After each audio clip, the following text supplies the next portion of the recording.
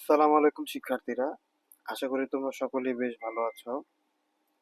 আজকের ভিডিওতে আমরা সপ্তম শ্রেণীর গণিত বইয়ের আহ, অনুশীলনী 2.1-এর 9 নাম্বার এবং 10 নাম্বার এই দুইটা অঙ্ক করব।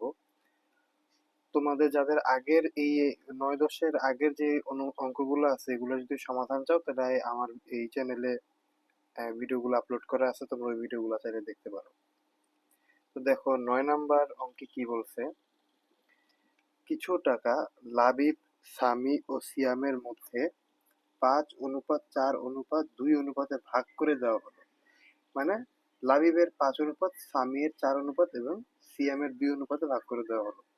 সিয়াম 180 টাকা পেলে লাবিব ও সামি কত টাকা পাবে নির্ণয় করো। তো চলো অঙ্কটা আমরা সমাধান করি। দেখো অঙ্কটা আমি আগেই সমাধান করে রাখছি, এখন তোমাদের এখান থেকে বুঝিয়ে দিচ্ছে। যে তথ্যগুলো আমার দেয়া আছে সেগুলো আগে লিখি। দেয়া আছে সিয়াম পেলো কত, 180 টাকা না? এই যে সিয়াম 180 টাকা পেলে, সিয়াম পেল 180 টাকা এবং লাবিব, সামি ও সিয়ামের টাকার অনুপাত কত ছিল? 5:4:2। যেখানে আমার 5:4:2 দেওয়া ছিল প্রশ্নে।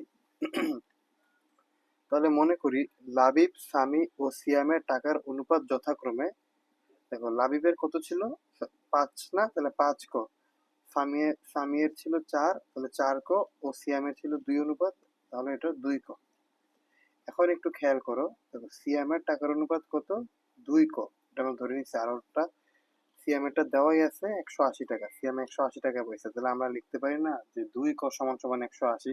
মানে এটাও সিয়ামের টাকা, এটাও সিয়ামের টাকা। তাহলে প্রশ্ন মতে 2 ক সমান সমান কি 180 লিখতে পারি? তাহলে ক সমান সমান কি 180/2, কারণ 2 এখানে ক এর সাথে গুণ অবস্থায় আছে, পক্ষান্তর হয়ে এ পাশে আসলে সেটা ভাগ হয়ে যাবে।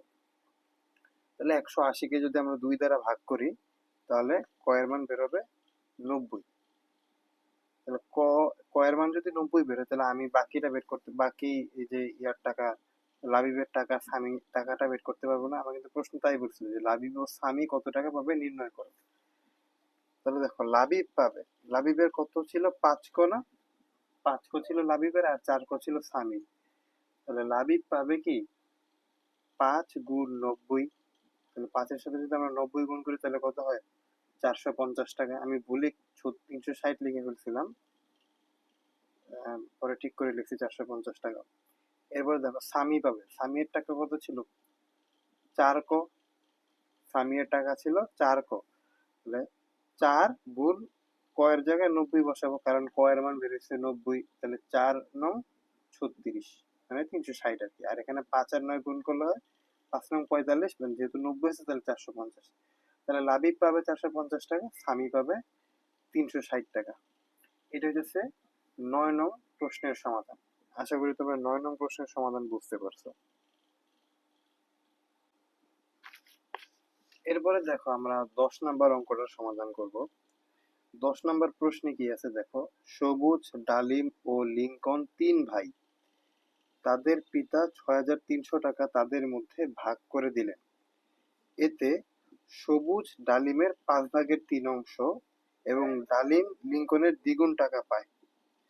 প্রত্যেকের টাকার পরিমাণ বের করো। এটা হচ্ছে আমাদের প্রশ্ন। তাহলে চলো আমরা অঙ্কটা সমাধান করি। তাহলে যেগুলো দেয়া আছে, যে তথ্যগুলো আছে এগুলো আগে আমরা তুলি। তাহলে দেয়া আছে মোট টাকার পরিমাণ কত? 6,300 টাকা না? আচ্ছা, 6,300 টাকা লিখলাম। এখন দেখো একটা জিনিস খেয়াল করে, একটা ব্যাপার এখানে দেখো। সবুজ ডালিমের 5/3 অংশ, মানে ডালিম যত পাবে তার 5/3 অংশ সবুজ পাবে। আবার ডালিম লিংকনের দ্বিগুণ টাকা পাবে, মানে লিংকন যত টাকা পাবে ডালিম তার দ্বিগুণ টাকা পাবে। তাহলে আমি তথ্যগুলো এভাবে লিখতে পারি না? মনে করি লিংকন পায় ক টাকা, আর প্রশ্নে কি বলছিল? লিংকনের দ্বিগুণ পাবে ডালিম, তাই ডালিম পাবে কত? 2 ক টাকা। লিংকন যদি ক টাকা পায় তাহলে ডালিম দ্বিগুণ টাকা পেলে কত হবে? 2 ক টাকা। আর সবুজের টাকা কত ছিল? সবুজ ডালিমের 5/3 অংশ টাকা পাবে। তাহলে সবুজ পায় কত? 2 ক এর 5/3 অংশ, মানে ডালিমের ছিল 2 ক এর 5/3 অংশ টাকা। তাহলে লিখে দিলাম টাকা। এখন এটা এর মানে কি? এর এর কথাটার মানে হচ্ছে গুণ। তাহলে এটা যদি আমরা ক্যালকুলেশন করি, গুণ করি, তাহলে কত হবে?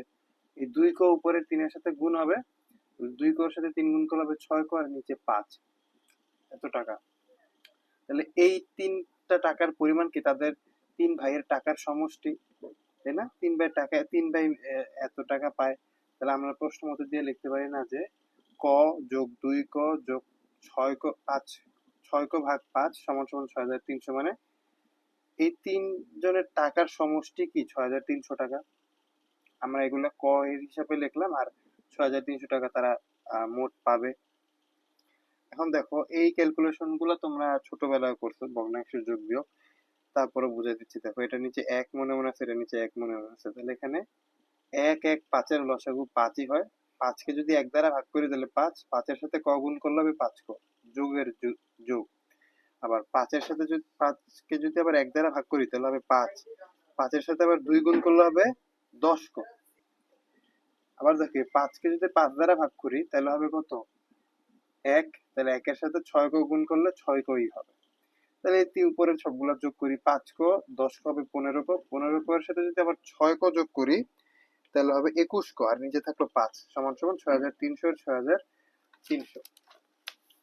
এবার দেখো তাহলে 21 ক আর ওখানে 5 ছিল নিচে ভাগ আকারে ছিল, তাহলে ভাগ আকারে থাকলে পক্ষান্তরে হিসাবে কি হবে, বাম থেকে ডানে আসলে কি গুণ হয়ে যাবে, তাহলে গুণ দিলাম। আর 21টা এখানে কি অবস্থা আছে, ক এর সাথে গুণ আকারে আছে, তাহলে পক্ষান্তর হয়ে বাম থেকে ডানে আসলে সেটা ভাগ হয়ে যাবে। এখন দেখো 6300 কে যদি আমরা 21 দ্বারা ভাগ করি তাহলে হবে 300, মানে 63 কে তুমি 21 দ্বারা ভাগ করো, 63 কে যদি 21 দ্বারা ভাগ করো তাহলে হবে 3, আর দুইটা শূন্য আছে, দুইটা শূন্য দিয়ে দিলাম। এখন উপরে আছে 300 গুণ 5, তাহলে 300 এর সাথে 5 গুণ, 300 কে যদি 5 দ্বারা গুণ করি তাহলে 1500, তাহলে ক এর মান বের হলো 1500। এখন ক আমি কারটা ধরছিলাম, লিঙ্কনেরটা ধরছিলাম না ক, এই দেখো লিঙ্কনেরটা ক ধরছিলাম, ডালিমেরটা 2 ক, তাহলে আর সবুজেরটা ছিল কই 6 ক ভাগ 5। দেখো লিঙ্কনের ছিল ক, তাহলে 1500 টাকায়, আর ডালিমের ছিল কত 2 ক টাকা, তাহলে ডালিম পায় 2 গুণ 1500 টাকা, তাহলে 3000 হবে, 2 এর সাথে 1500 গুণ করলে হবে 3000।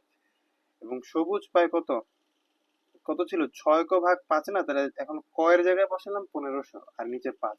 দেখো 1500 কে যদি আমরা 5 দ্বারা ভাগ করি তাহলে হবে 300, আর এই 300 এর সাথে যদি 6 গুণ করি তাহলে 3 6 1800 টাকা। এটাই আমাদের অ্যান্সার, যে কি লিঙ্কন পায় 1500 টাকা, ডালিম পায় 3000 টাকা, সবুজ পায় 1800 টাকা। এটা হইতেছে আমাদের এই অঙ্কের সমাধান। আশা করি তোমরা এই 10 নাম্বার অঙ্কের সমাধান বুঝতে পারছো।